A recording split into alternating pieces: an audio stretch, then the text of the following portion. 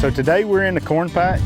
We plant corn all the way from the end of February till roughly the end of August.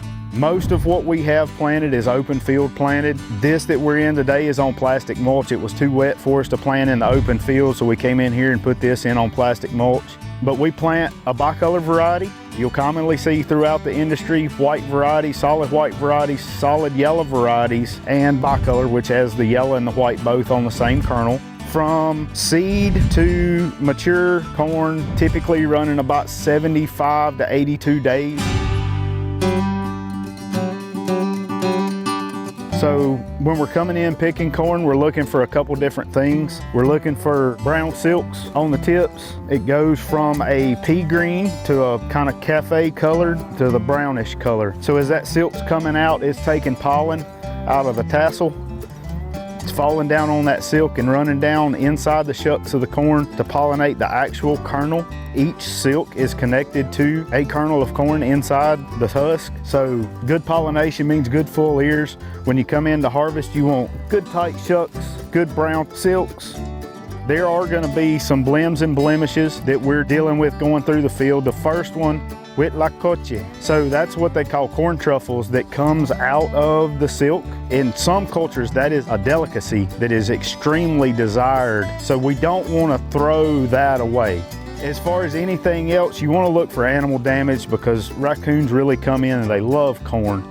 So we don't want to harvest something that has been contaminated by an animal. But past that, everything on there should have at least some good corn on it. What we're leaving behind when we're going through picking probably still has a lot of good corn on it. So the length of ear for wholesale markets has to be 8 inches plus, and barrel diameter has to be better than 2 inches. So if it's smaller than that, our goal is to leave it in the field.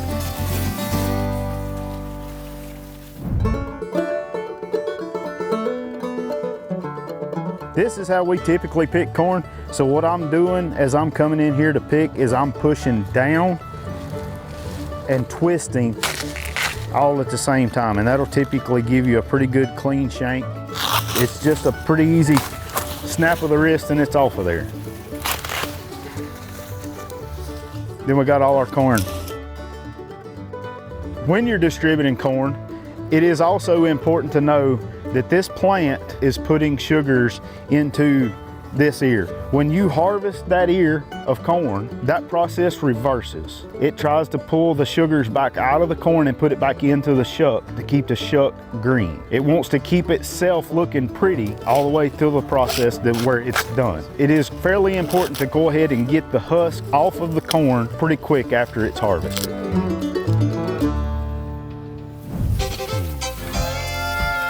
Post-harvest, after you pick the corn, it's better to get the field heat out of the corn.